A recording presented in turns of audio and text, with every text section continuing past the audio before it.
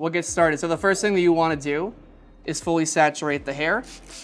We're going to be sectioning this off, and it's going to probably come off as a little overwhelming, but I promise it isn't. We're going to section the whole top off and get that out of the way. And we're going to be starting with cutting the sides. So the way that we do this, there are zones on the head. So on the papers you guys have, at the bottom, we have zone 1, we have zone 2, and zone 2 is like the parietal ridge, the occipital. Zone 3 is the transition area, and zone 4 is cutting the top. So just zone 1, 2, 3, 4, bottom up. So after we get this sectioned off, we're gonna start with zone 2. I do have some grooming tonic in my spray bottle. It's about 20% grooming tonic, 80% water. As the Bloody Butcher says, Ruzel is the best product in the world, but water is the best product in the universe. So everything that we see this hair doing when wet is exactly what it's gonna do when we throw some of the Ruzel in there. All right, so here is where I'm gonna be sectioning off the first part of the head. You guys see that? So if you wanna figure out where to drop the back of this to, you're gonna find the apex. If you wanna find the apex, that is the highest point of the head. Just drop the comb there. Find the occipital, and you could go like this, and it'll point to exactly where you want that to go. So we're gonna drop it down slightly. So we have our first primary section, and I'm gonna section out about the width of my comb, this much, and we're gonna keep that out of the way. Does anybody wanna guess why we're not gonna cut that yet? This section is where the head starts to like round off a little bit. So if we cut that matching this baseline, we're gonna lose that like boxy square look from the front.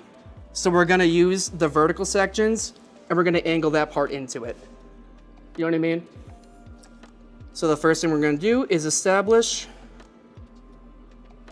the baseline. You always wanna be parallel to the floor with this. So you wanna be able to like bounce your comb on that. Any lower or any higher, you're not gonna get the length that you need. So palm to palm. And always be mindful when you're doing this part, because whatever length that you cut this to, it's gonna set the foundation for the rest of this haircut. So there's my guide.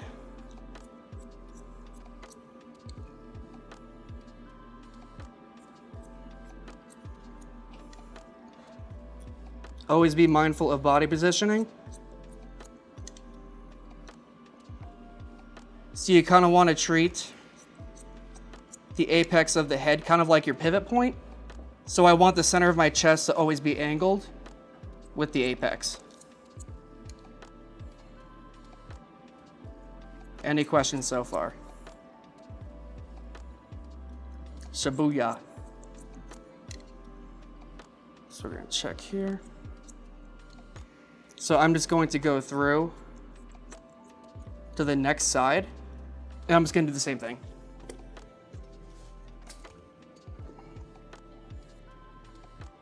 If you wanna make sure that it's even, you guys wanna do that already. And also, a lot of our combs have the ruler on it. There's no shame in doing that either. Gonna re-wet the hair.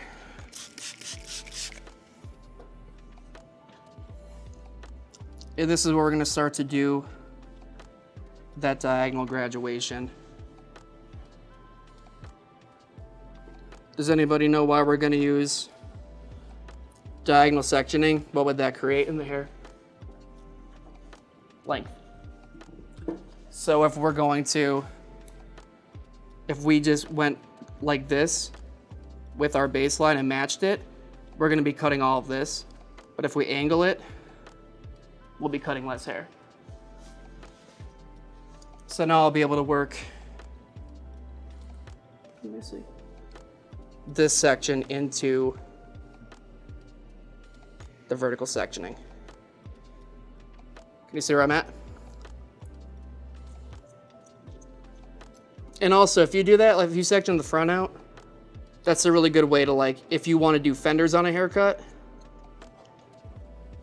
you can use that technique to get more of that combable hair in the front. So you can see where the baseline's at. I'm angling.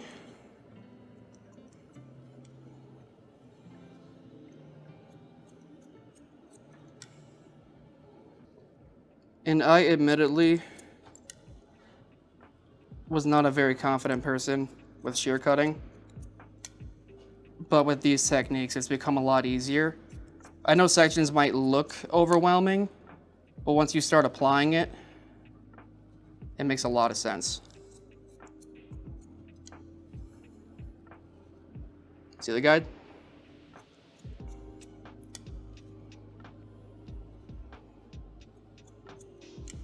All right, so we're gonna do the same thing.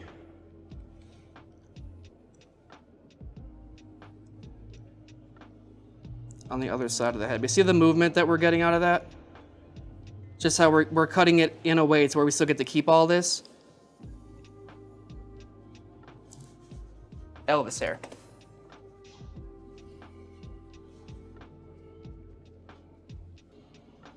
Great. So when I was showing you guys this section, we were angled this way. So someone at the Rizal Academy, I forget who said it to me. So when we're doing this side, we're doing guns up. And on this side, we're gonna do guns down. Like that. So we're still getting that diagonal graduation, but it's different side of the head.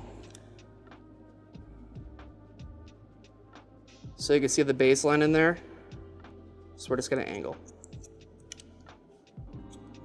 When you cut like that, are you keeping your hands, are you pulling the hair straight off of the head, or what dictates your hand placement from the head? Like how far and where to keep it?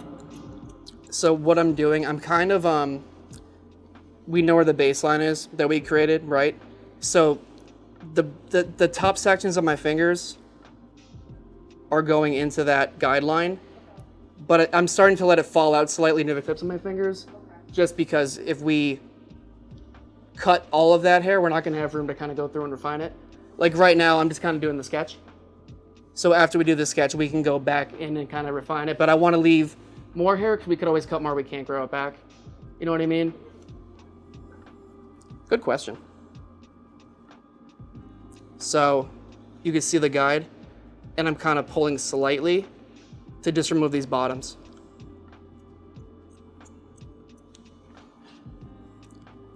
And again, I'm only taking like 1/2 inch subsections here, because that way we have more control. If you take too large of a section, you're not gonna really get the cleanest cut. This is a full shear cut, so I'm going to outline Steven with the shears. So that's what I was gonna talk to you about, dude. Don't be nervous.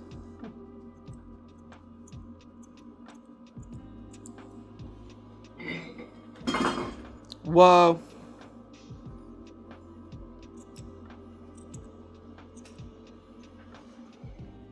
And I'll probably go through and kind of define a little bit with the clippers at the end of this, just because there's gonna be like that peach fuzz, but we wanna knock some of that bulk out. All right, so we did the vertical sectioning. The next thing we're gonna start to do is our transition area. We're gonna find a way to connect the top into the sides. So the first thing we're gonna do here is find the center of Steven's nose. Bring it right back.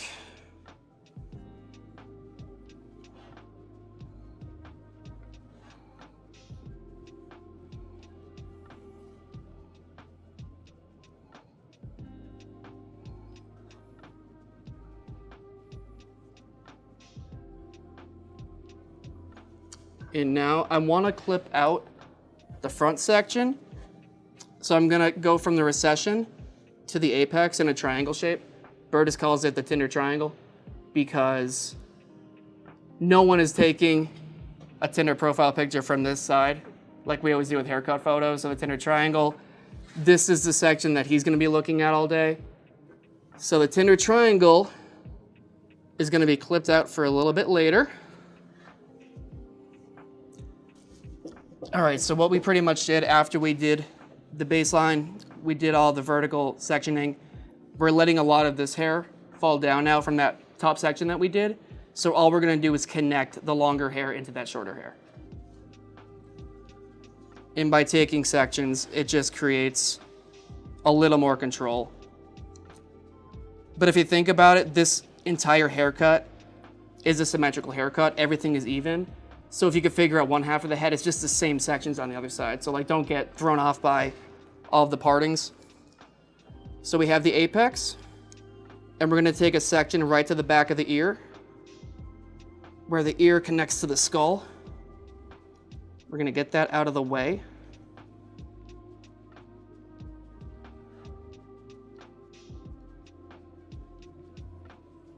And all we're gonna do is look for that baseline that we created before.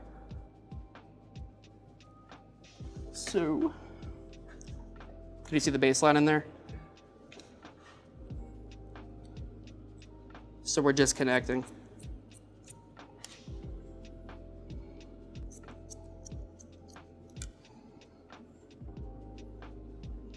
Guns up, creating movement in this front section.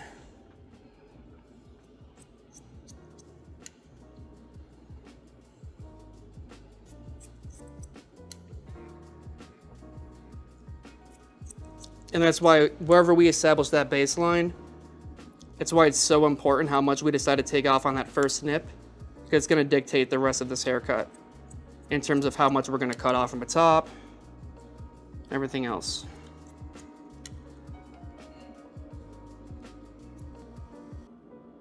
And by taking these sections,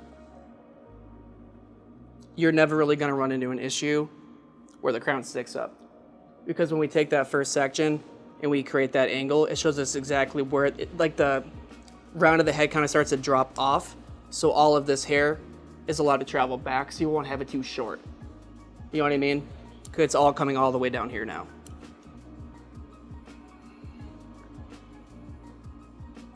Near this section, I'm gonna start to kind of slowly pull away from there, just in case I want to further refine that and keep any of that length.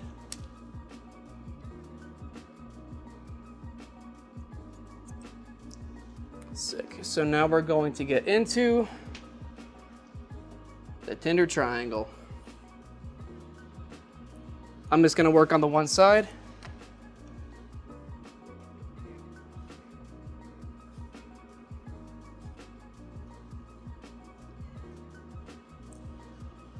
And near the front section of this, we're kind of, I don't want to say we lose the guide, but we're going to use our gut and go with where we think we want the front of the haircut to fall to. So we're going to follow.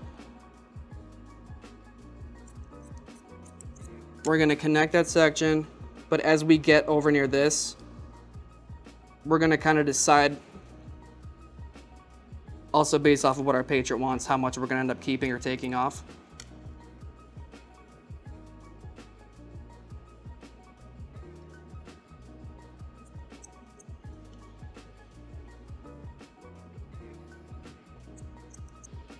All right, so we're gonna take out that last section, and we're gonna repeat the same exact steps. I'm just gonna take all of that hair and I'm gonna over direct it. Because if we comb all of this hair to the other side of the head, we're not gonna be taking as much length because of how far it has to travel.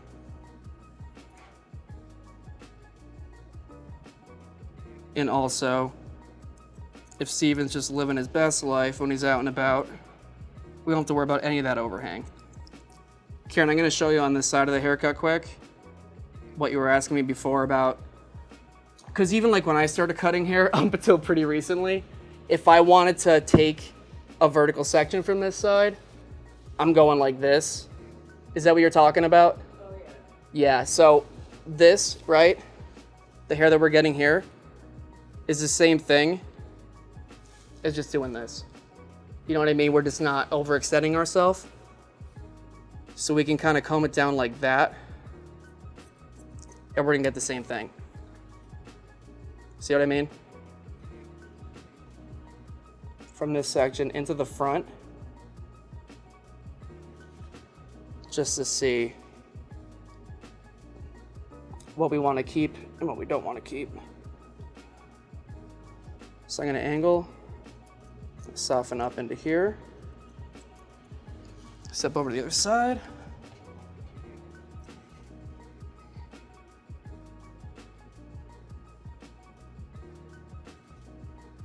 So we could see the guide there.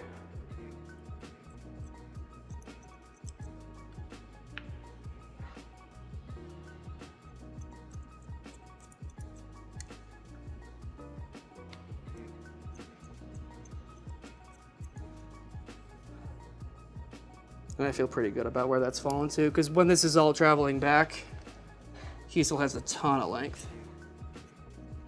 But every haircut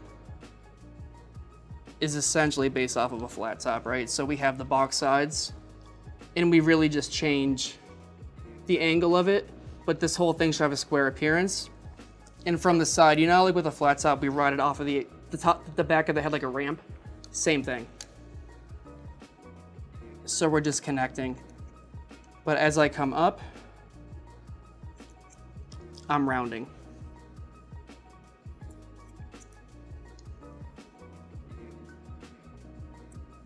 You can kind of see where it all.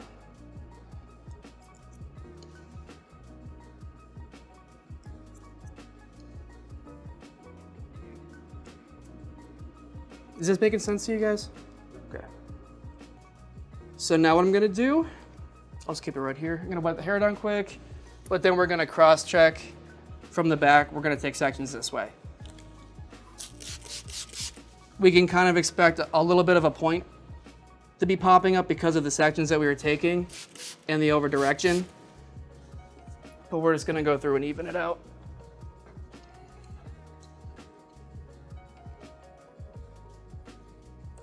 So we can see that point. So there's the guide, there's the guide.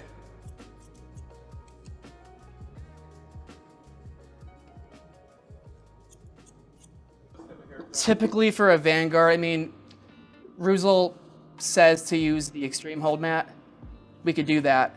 I was thinking of throwing in a little bit of fiber gel with the blow dryer. So the grooming tonic, we're gonna use first, we know that already.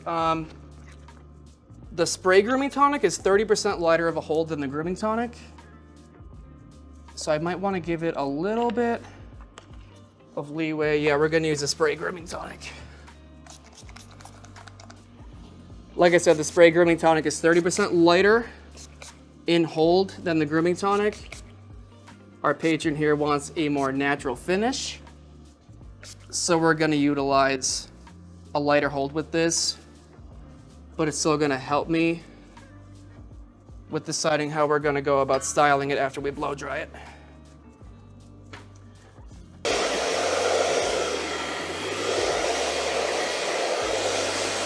All right, so it's mostly dry now.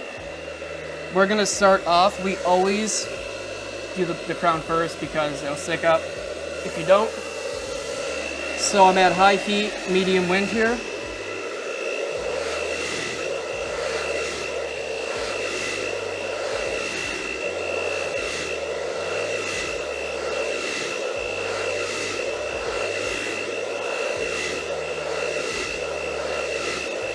And after we get the crown laying how we want it, we go to our dominant side, so I'll jump over to the right side of the head.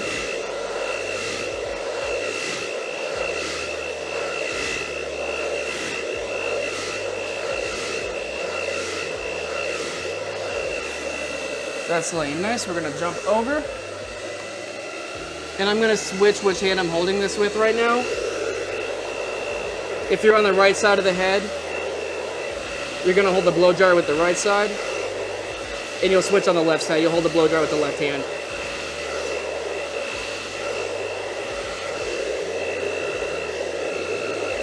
During the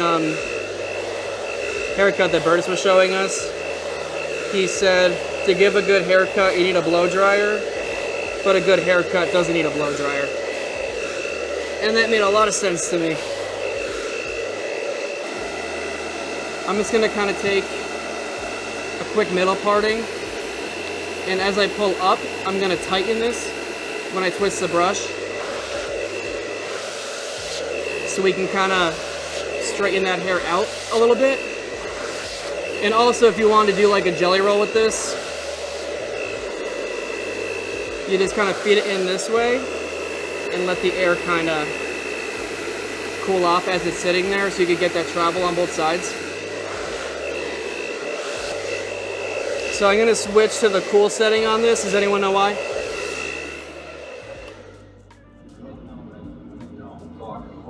Yes. Good job, Dan. Hell yeah. Yeah, if you use colder air, it's just gonna lock the shape of the hair into place. Hot air just dries it. Cold air will lock in the style.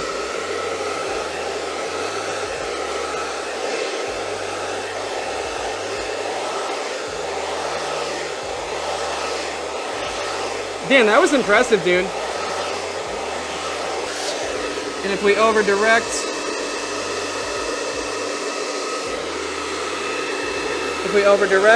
we're gonna get a little more height there. See it coming in?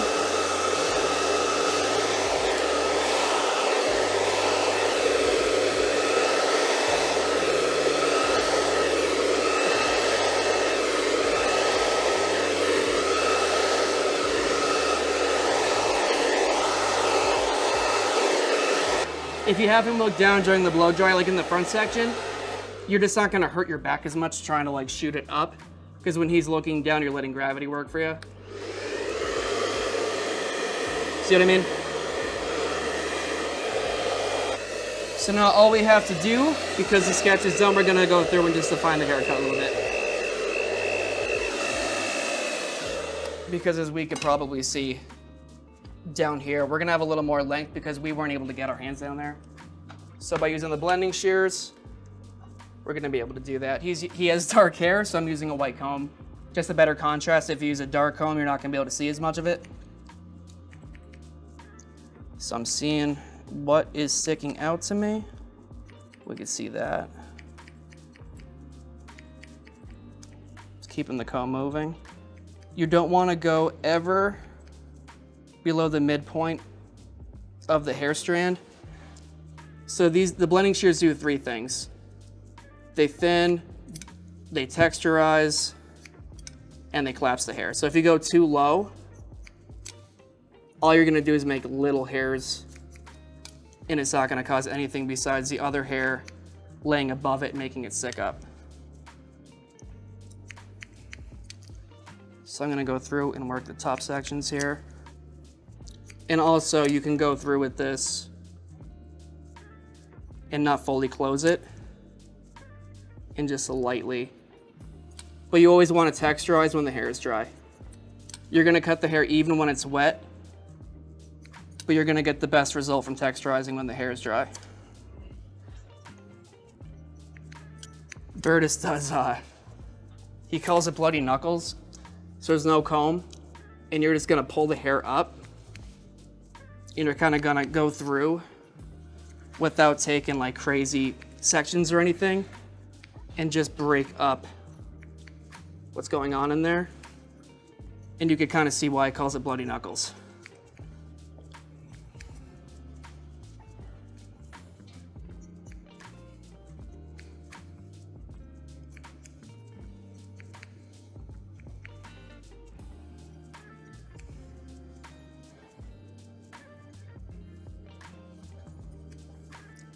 And when I'm turning my hand like this, all I'm doing is feeding it into my shear so I don't have to go over here, right? So I can keep it stationary, just turn it into there. You know what I mean? Karen, that could also tie into like, just this side of the head being complicated. You know what I mean? Because we can just pull out this hair and go through like that, instead of trying to like overextend ourselves. But when I'm doing this, I'm not removing length, I'm just kind of removing weight in there, you know what I mean? So again, I'm just feeding that into my shears. Like just with hairdressing, we're taking this out and we're cutting. It's no different than doing this. Just different tools. We're doing the same angles, we're doing the same stuff, but we're just going closer to the head with it. This is just hairdressing, just closer to the scalp. Does that make sense? Yeah. Cool. So now I'm just gonna go through this bottom section and just define a little bit with my clipper. I'm angling the comb, making sure I'm not getting into any of that hair that we want to keep. When I was at the training, they said we don't cut hair for a living, we comb hair for a living. And I was like, oh my God, you know what I mean? Like, this just cuts the hair, but everything we do with this hand is what dictates the haircut. You know what I mean? And I know, right? And it just really stuck with me the way he said it. Yeah, because again, we're using this hand to comb the section. So whatever this comb is doing is what we're gonna be cutting. So this is really just the removal tool. This is really the important one. So I'm angling with the comb, and all the clipper's doing is cutting the hair that the comb tells it to cut. All right, I'm just gonna outline you quick, and then we will get to product. So Steven wants a natural finish. What do you guys think we should use? Any preference or anything? It's not like there's no right answer. It's just what do you think would look the coolest in this? Concrete. I too was thinking the concrete. And I'm not gonna get too crazy with giving him like the sharpest outline in the world, because I kind of like what this hair is doing, how it's kind of like loosely falling out there. I don't want to make it look too sharp.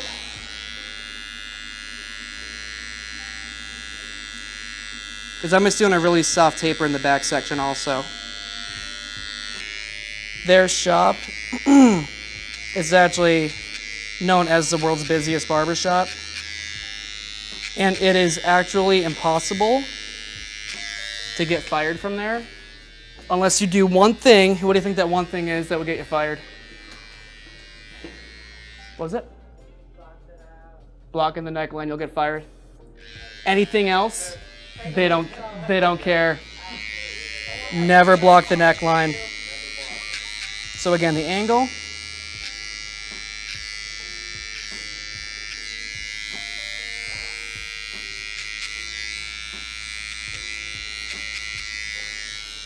And I'm just gonna use my blending shears one more time. Look down for me, buddy. Now I'm just gonna go through and very softly keep the comb moving. And again, this is no different than using your clippers. You're getting the same angle. Like this is just like getting your clipper and flicking. You know what I mean?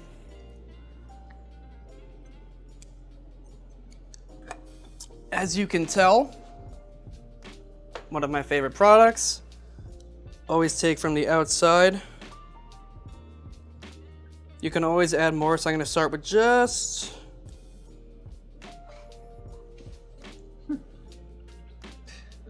that much.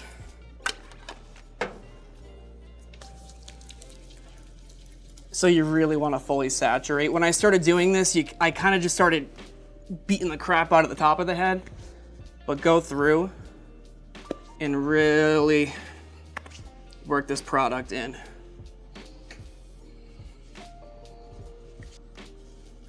I'm gonna add a little bit more.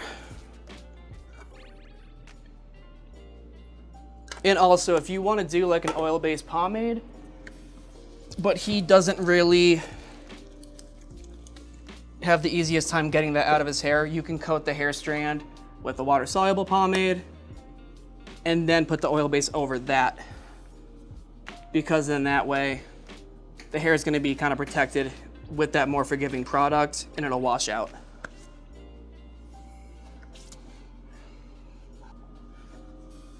So I'm kind of just combing here and seeing what it wants to do. I'm using the wider teeth so I don't kill Steven. And I'm following it with my palm kind of sitting on the hair. And that'll kind of help me flatten everything out as I'm doing it. So we can see one half of the DA coming in. Same thing over here.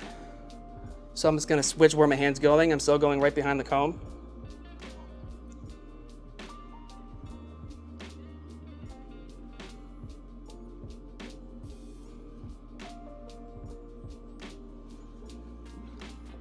Coming this way.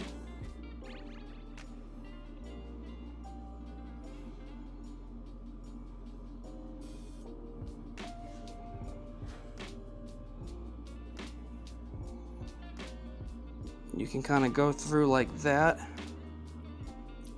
with the tip of your comb and just soften up what's in the center.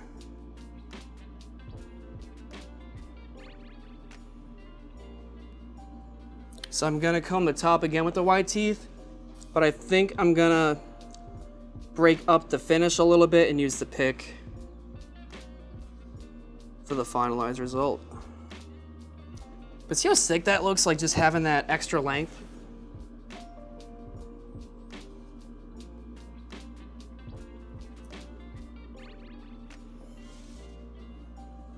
We're gonna repeat that on this side. As I was cutting it earlier, this was kind of like falling out a little bit in a nice way. See what I mean? So I kind of want to see if I could do anything with that.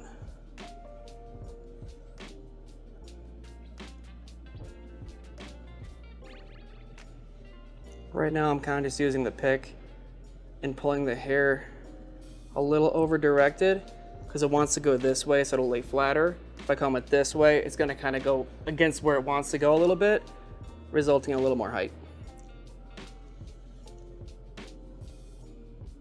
And you could use the top of the pick just to tap some of these sections down.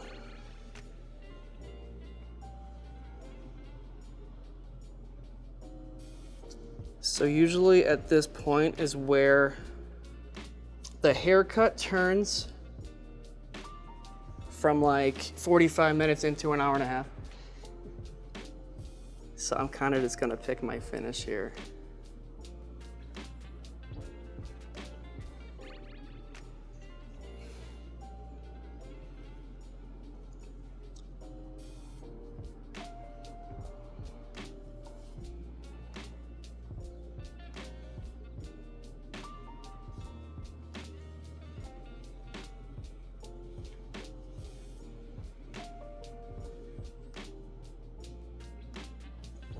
And if we just tap slightly, we're gonna get more of that pomp out of the front.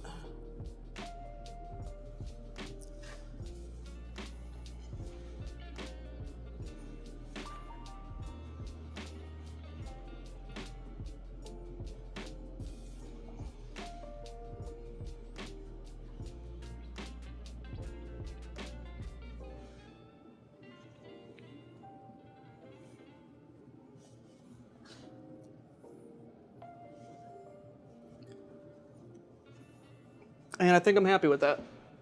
What do you guys think? Yeah. Cool. That is the Vanguard. Killed it. And I really think that's it. Again, my name is Shane Butler. I am your Ruthless Ambassador. Thank you for taking the time to watch this. I hope you enjoyed it.